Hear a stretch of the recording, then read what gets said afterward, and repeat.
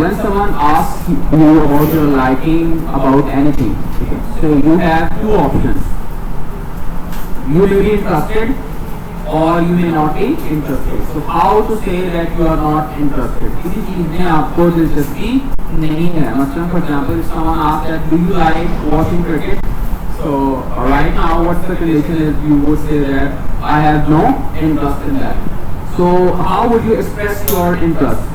You can say that I'm afraid I'm not interested. So I'm afraid I've already told you again and again. बार-बार आपको मैंने बताया I'm afraid का मतलब 10 minute मैं खौफ लेता हूँ. ये खौफ जो है वो मुरव्वत वाला डर है. इसका मतलब वैसे डरना नहीं है बल्कि इससे मुराद है कि दूसरे बंदे को बुरा लगेगा जब आप ना करेंगे या नेगेटिव बात करेंगे तो उस हवाले से मुझको देख सकते हैं. So next is I find no interest in it. तो मेरी इसमें बिल्कुल भी दिलचस्पी नहीं है. The next is it doesn't attract me. तो ये भी दूसरा अंदाज है इसी बात को कहने का कि ये चीज मुझे पुल नहीं करती, अट्रैक्ट नहीं करती, मुझे इस चीज का कोई शौक नहीं है. और you may say that this is not concern to me. Concern का लफ्ज़ मतलब क्या होता है बेटा? ताल्लुक होना. इसका मुझसे कोई ताल्लुक नहीं है. अगर आप इंटरेस्टेड नहीं है तो इसका मतलब है कि you are not concerned. Next क्या है? Sorry but it's not interesting to me. आप कीजिएगा कि ये चीज जो है वो मेरे लिए कोई इतनी इंटरेस्टिंग नहीं है. ठीक है. So obviously it depends. So the next is suppose if you want to say that I am waiting. So sometimes you have to wait for someone, ठीक है, for your friends or any of your colleagues, कोई भी हो सकता है. तो आप कैसे आप इस बात को बता सकते हैं कि आप इंतजार कर रहे हैं? So number one way is why time is so slow. वक्त बहुत आहिस्ता क्यों गुजर रहा है? हालांकि it has a simple speed, उसकी तो वही speed है. But when you are waiting, obviously you feel that it's slow. The next is I am looking forward to. So when you are waiting for someone, so you can also use the word I am looking forward to. Yes, for example, I am looking forward to you people that you should do well by learning English. Okay? Yes, I am looking forward for you people to do well in your exams. तो आप paper में देख सकते हैं. Next क्या कह सकते हैं? I am counting the moments. मैं गिन रहा हूँ लम्हों को. ठीक है. एक एक लम्हे को गिना जा रहा है. Next what a nice it would be. ये किस तरह उम्दा होगा if you arrive on time. अगर आप टाइम पर आ जाएंगे. Next I have to wait for an hour. I have to wait for 5 minutes. I have to wait for 2 hours. तो आप उसकी मिक़दार भी बता सकते हैं. So next is if obviously इंसान को जिंदगी में डिफरेंट चीजों का डिफरेंट हालात का सामना करना पड़ता है. ठीक है. So you must be optimistic. आपको पुरउम्मीद होना चाहिए. मायूसी की बातें नहीं करनी चाहिए. तो अगर आप किसी मुसीबत में ये बात बताना चाहते हैं कि भाई मैं परेशान नहीं हूँ बल्कि मैं क्या हूँ, पुरउम्मीद हूँ, तो पुरउम्मीद के लिए हम होपफुल का लफ्ज़ इस्तेमाल करते हैं. तो उसका जो अच्छा लफ्ज़ होगा एडवांस इंग्लिश में क्या है? That is optimistic.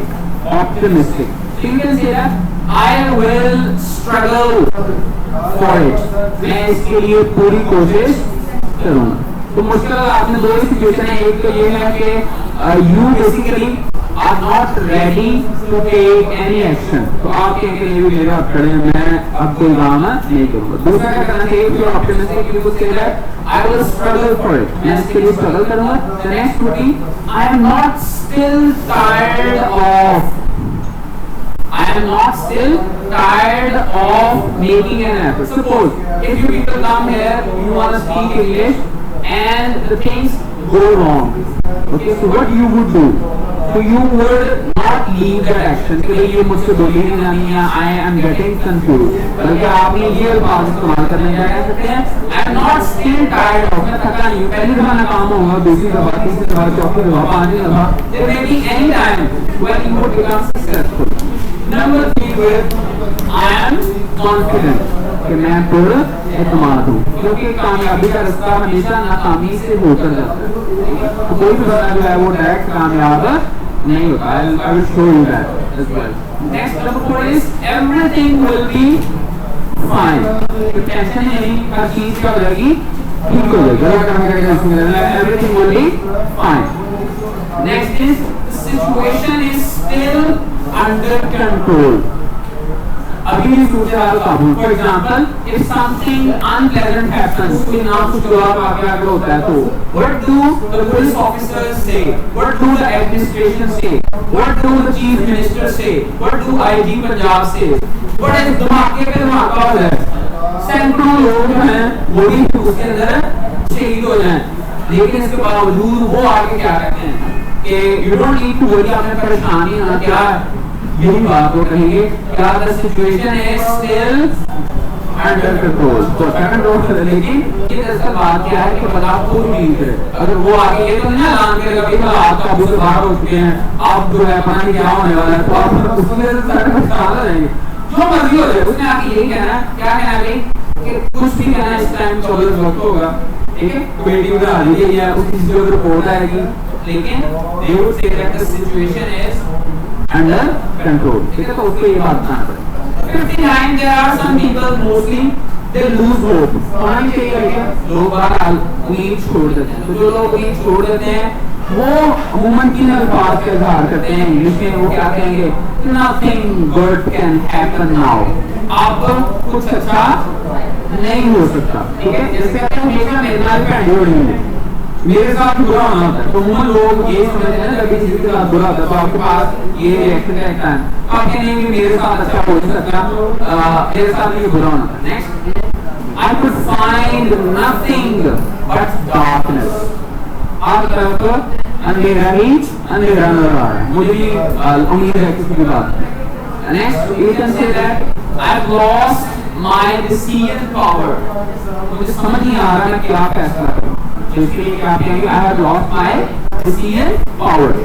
The next is why to struggle, क्या फायदा कोशिश करने का, ये भी नाउ लीजिए कि एक बात होती है। For example, you have tried 10 times but you failed, तो आप कहेंगे why to struggle, क्या फायदा भाई पास तो होना नहीं, यहाँ क्या फायदा, ये चीज आप कोशिश के बावजूद भी सीख नहीं सके। Next is no way out, no way out का क्या मतलब है कि भाई कोई रास्ता नहीं, तमाम रास्ते बंद हैं, इस चीज का कोई हल नहीं, ठीक है, तो ये पेसिमिस्टिक टोन हो सकती है। 68 जब आपने इस चीज के बारे में डील बताना है कि आई एम अफ्रेड ऑफ, मुझे किसी चीज का डर है, खौफ है, तो आप कैसे बता सकते हैं। Number 1 is I am scared of घूस, भूत जो होते हैं उसके नीचे घूस, तो मुझे भूतों से डर लगता है। यहाँ आप सारे कॉन्फिडेंट पीपल हैं, कुछ लोग क्या कह सकते हैं, I am scared of speaking English, मुझे इंग्लिश बोलने से डर लगता है। Next is what a horrible, किस कदर खौफनाक है, तो कोई चीज जो आपको बहुत ज्यादा खौफनाक लगे तो आप कह सकते हैं व्हाट अ हॉरिबल। नेक्स्ट है that made me terrified, that made me terrified, terrified terrorism का लफ्ज़ तो आप जानते हैं, टेरर क्या होता है, खौफ, तो किसी को खौफजदा करने के लिए क्या होता है, terrified, I am terrified. Next is I can't even think of that, आप किसी चीज के बारे में इतना डरते हैं कि जहां मैं सोच के भी रोंगटे खड़े हो जाते हैं, जैसे मैं कहूं just think when we will leave this earth, when we will die, how would you feel, तो आप क्या कह सकते हैं आगे से, I can't even think of that, मैं तो वही सोच ही नहीं सकता, इन चित्र में पढ़ जाएंगे आपको क्या बनेगा उसके बाद। नेक्स्ट है I am frightened, आसान सा है, I am frightened, मैं खौफजदा हूँ, तो इनमें आपने अपने फेवरेट जो है वो सेलेक्ट करके उसी हिसाब से बोलने की कोशिश करनी है। 61 if you wanna console someone, किसी बंदे को आपने हौसला देना है तो आप क्या कह सकते हैं, कोई परेशान ना होना, प्लीज डोंट वरी, तो अब आपने ये डोंट वरी को आप चाहें तो टी की आवाज ना आए, डोंट वरी, ठीक है, हम डोंट वरी आपकी ग्लोबल एक्शन में इतना से कह देते हैं कि डोंट वरी। उसके बाद क्या है, आपने किसी को हौसला देना है कि यार टेंशन ना लो, कोई बात नहीं है, मतलब किसी को याद के साथ भूल गया या बार बार याद कर रहा है, उसको याद नहीं हो रहा, तो आप क्या कह सकते हैं, इनको गुस्से में है, please cool down, please cool down.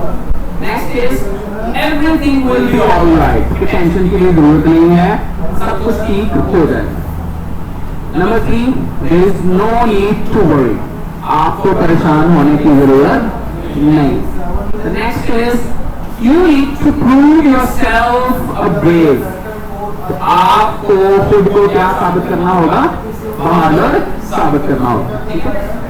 Next is you shouldn't get upset, आपको परेशान नहीं होना चाहिए, ठीक है। तो आप इस तरह से उस बंदे को बता सकते हैं। नेक्स्ट इज अगर आपने किसी बंदे से पूछना हो कि वाकई तुम बात सही कह रहे हो, ठीक है, तो कोई आपको खबर देता है और आपने ये तस्दीक कर दी कि ये बात ठीक है या नहीं, तो आप कैसे कह सकते हैं? Number one is Do you mean it? वाकई तुम ये बात कह रहे हो। फॉर एग्जाम्पल मैं कह सकता हूँ you have 2 days of from tomorrow, आपको कल से 2 दिन की छुट्टी है, तो आप क्या पूछेंगे? Do you really mean it? बाकी मतलब सही बात कह रहे हो तुम, क्या नहीं मतलब डॉक्टर नहीं आ रहे, ठीक है। नेक्स्ट क्या है? Are you positive? यानी क्या वाकई आप अपनी बात पर पक्के हैं? क्या आपको यकीन है आप सही बात कर रहे हैं? Next are you certain about? certain का मतलब क्या होता है? यकीन होना, ठीक है। इसके बाद क्या है? Are you clear? कि वाकई यही बात ठीक है, सही बात तुम कर रहे हो, तो are you sure? Next, do you believe this? क्या वाकई तुम इस बात पर यकीन रखते हो, ठीक है। इस तरह से अगर आपने कहना चाहो बिल्कुल मुझे पूरा यकीन है, तो अब आप कैसे कह सकते हैं कि मुझे यकीन है? यू से दैट आई एम डेफिनेट। अब आई एम श्योर तो सब नहीं कहना, आप क्या कह सकते हैं? मुझे I am definite. The next 100%, 100% बिल्कुल ठीक है बात, ठीक है। उसके बाद आप क्या कहेंगे बेटा?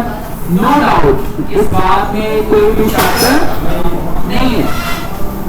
यस इट मस्ट बी, हाँ वाकई ऐसा ही होगा जैसा कि मैं कह रहा हूँ, ठीक है।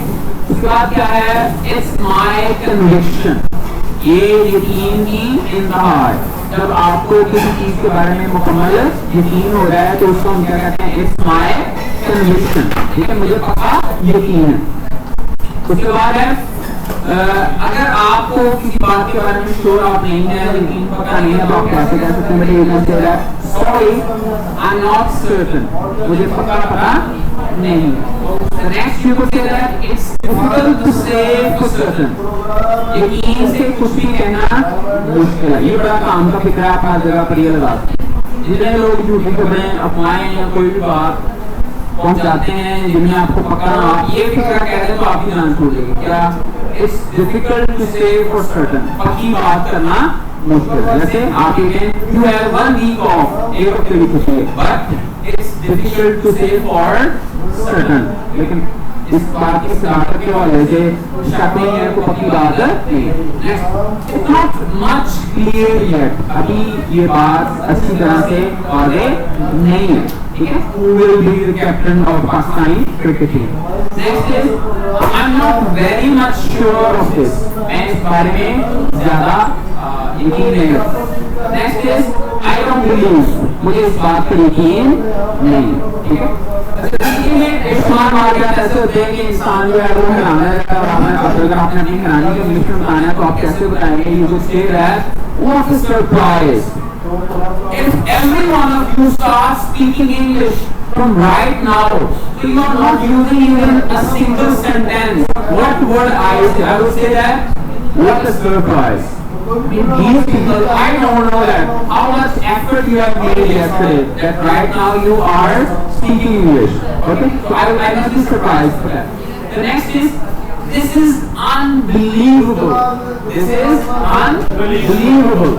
अगर आपके एक हैरान कुन वाक़या है तो उसके लिए बड़ा अच्छा लफ्ज़ है unbelievable.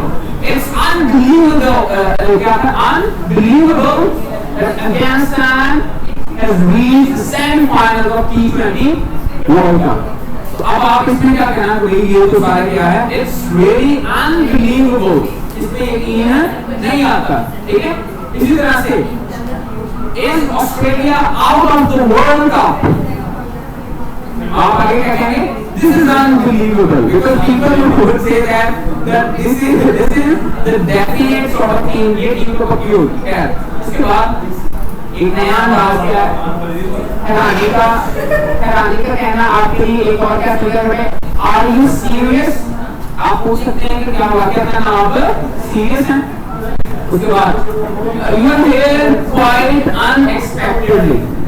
आप अगर आप किसी की आमद की वजह से हैरान हो जाने के लिए आप इधर क्या कह सकते हैं, you are here quite unexpectedly.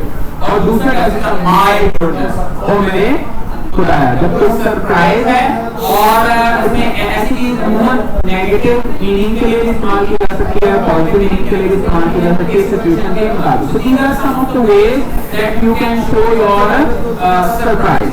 Okay, if you want to say that I am pleased, मैं खुश हूँ, तो खुशी को बताने के लिए आप क्या कह सकते हैं, I am glad to know that you are learning English. ठीक है, so you can also say that pleased to meet you. आपसे मिलकर खुशी हुई. I am pleased to hear that you are speaking English. मुझे खुशी हुई कि आप लोग इंग्लिश बोल रहे हैं. Next you can say that wonderful. और fifth way you can say that you brought pleasure to me. Pleasure for me. आप मेरे लिए खुशी का बायस बने. So there are many ways in which you can show that you are feeling pleased. ठीक है, so यहाँ तक इसको रखें. हम इंशाल्लाह नेक्स्ट जो है वो इन टॉपिक्स के कल स्टार्ट करेंगे. So you are supposed to